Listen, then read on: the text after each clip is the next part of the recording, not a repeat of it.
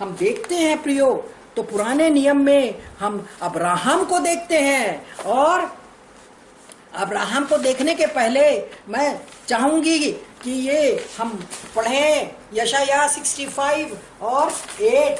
तो वो मैं पढ़ रही हूँ यशाया 55 और 8। जिस भांति दाख के किसी गुच्छे को, ये दाख मतलब अंगूर, ग्रेप्स, जिस भांति दाख के किसी गुच्छे में नया दाख मधु भर जाता है, ये इसके अंदर में दाख मधु है, क्या बोलते हैं इंग्लिश में, ग्रेप्स, इसके अंदर रस भरा हुआ है।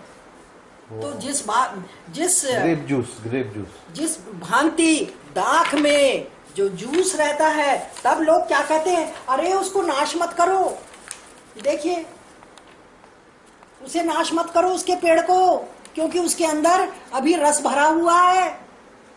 तो ये एक प्रकार की आशीष है प्रियो, ये एक प्रकार की आशीष है।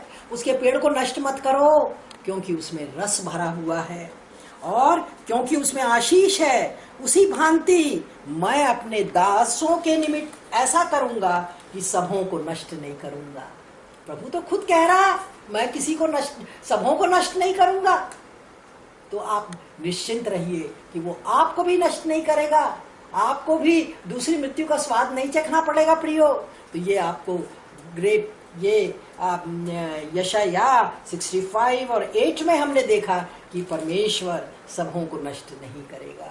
और हम लोग ये जो ग्रेप है, ये कैसे, ये पौधा है, ये बड़ा पेड़ है, और वो कैसे पल रहा है, उसको सन मिल रही है, सोलर एनर्जी, और उसके बाद क्या मिल रही है उसको, वर्षा, पानी, जल, और उसके बाद फिर ये इसमें अंगूर लगे हुए हैं, और अंगूर जो है ये इसमें रस जो है इकट्ठा किया जा रहा है। और वो रस क्या है, God's love overflow the whole world, पूरे संसार को ये क्या कर रहा है, पूरा प्रेम से भर गया है, छलक रहा है। ये देखिए खुश हो रहा है दुनिया, ये खुश हो रहा है व्यक्ति, ये व्यक्ति खुश हो रहा है, और क्योंकि प्रेम का जो प्याला है वो झलक रहा है।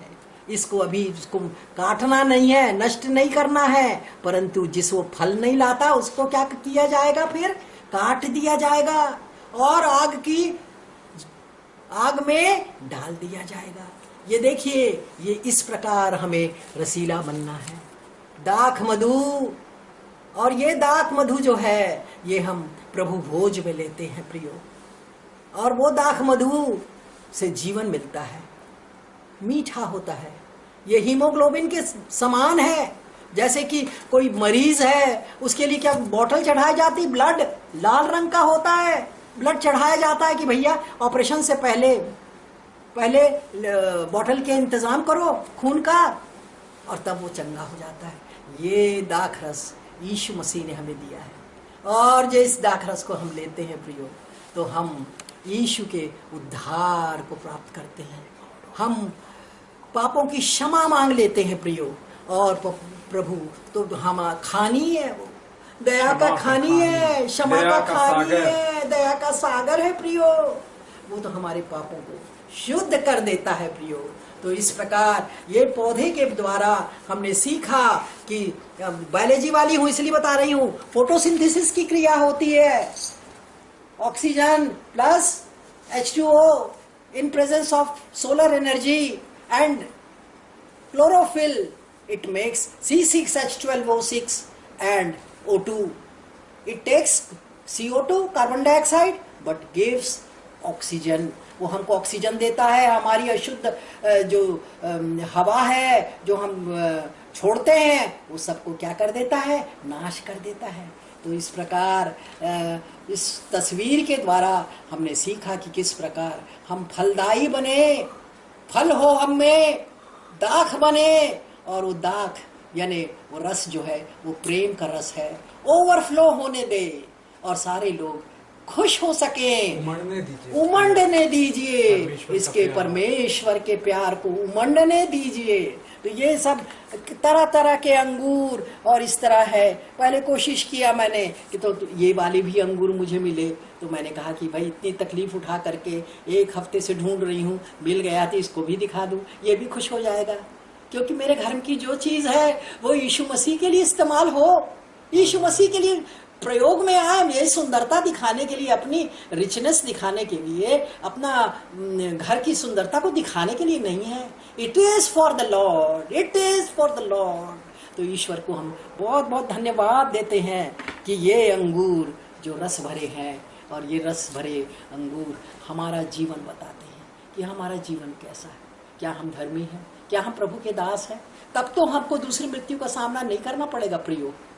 पर आपका जो ये है, और इसी का जो सूख जाता है तो उसको क्या कहते हैं, किशमिश बोलते हैं, है ना।